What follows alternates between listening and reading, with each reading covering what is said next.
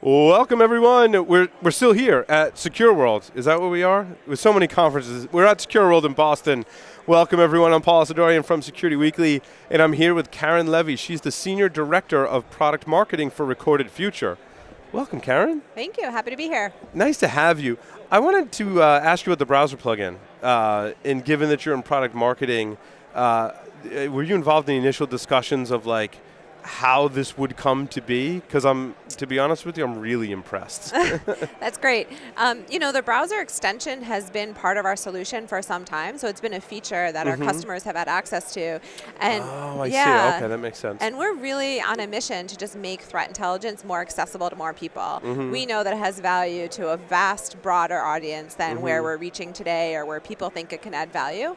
So really, it was just an evolution. Our customers loved that feature, and we thought, wow, we can license this separately and just give access to our threat intelligence to more people to get value out of it. Yeah, because as somewhat of an outsider looking in, I was like, wow, they had a browser plugin, like seemingly overnight, and it supports not just Firefox, but Chrome and Safari and Opera.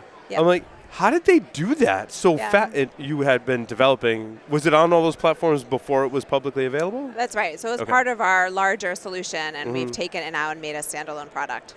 That's awesome. Yeah. That's awesome.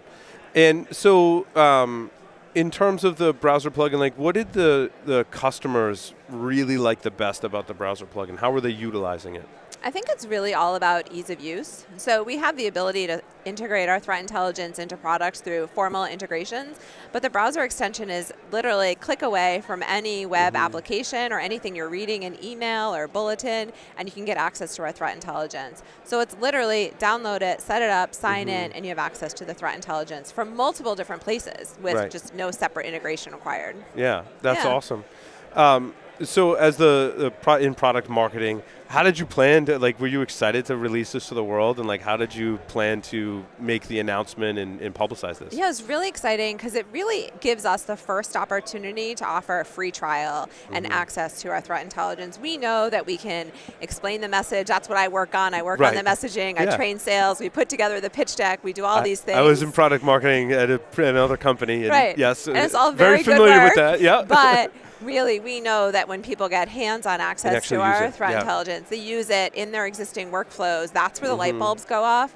And so with this browser plugin, we're really for the first time able to really easily give people free trial access to our threat intelligence. It's a game changer.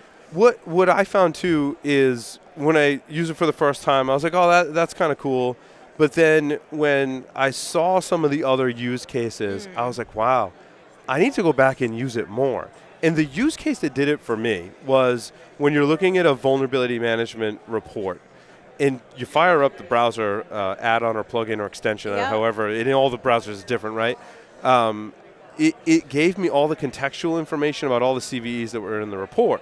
Now, typically when I would look at a vulnerability report, I would sort on certain things like the date that the CVE was released. And if it was more recent, that might be something I need to look at. What the browser plugin told me was, hey, they're 2-year-old vulnerabilities, but there's active malware that's acting on those 2-year-old vulnerabilities, so you want to address that first.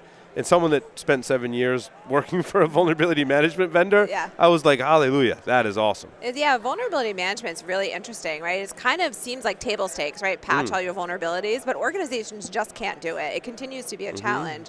And so really figuring out which vulnerabilities they need to patch to maximize their risk mitigation is one of the biggest challenges they have, and that's where we come in. And you're right, straight from your vulnerability scan data, click the button, and we tell you these are the top 10 with a high risk score. Focus your time there, and you'll get true risk reduction, even if it is 2 years old. Right? Yeah. So now the browser plugin is available free to anyone. And I was a little confused at first. I was like, how I got it. And then I was like, oh, dummy, just search for Recorded Future in the Chrome add-on store. It's as easy as that, right? Yep. So you can get the extension yourself. Contact us for the credentials to get full access to all the threat intelligence in it. And we can sign people up for a free trial, and you can take it for a test drive.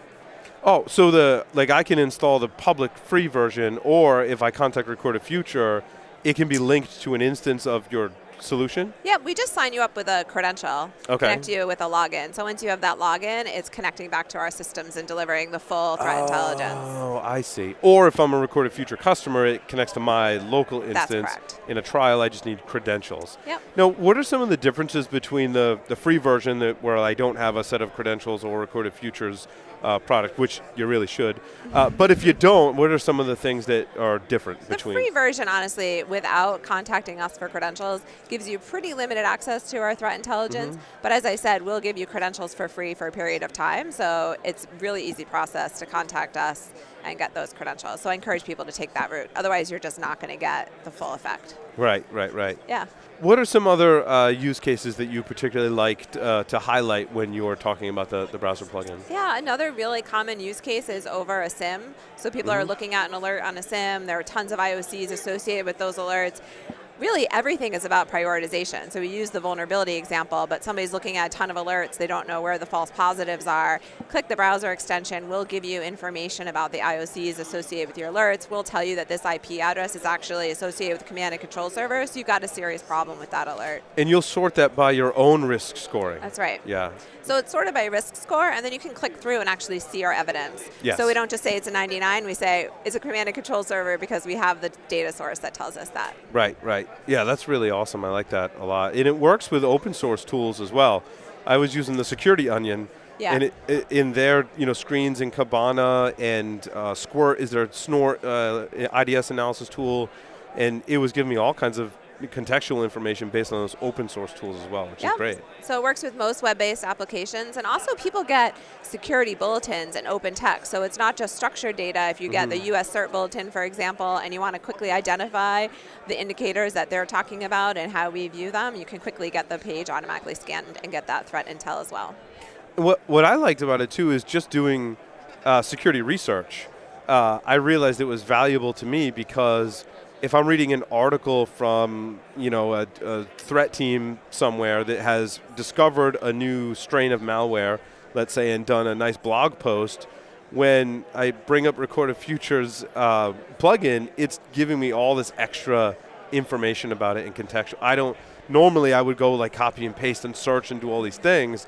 I've even found as a host of a podcast, right, it's useful for me to use it in that way. Yeah, that's it. We're just eliminating a lot of the manual effort that people are typically doing when they come across something and they want to learn more. Instead of going and searching, as you're saying, just click the button.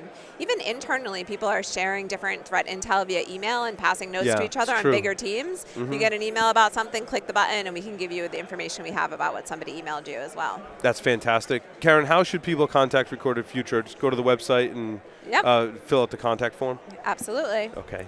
Thank you so much. Sign up for a free trial. Thank Awesome. you. This was great. Thank you.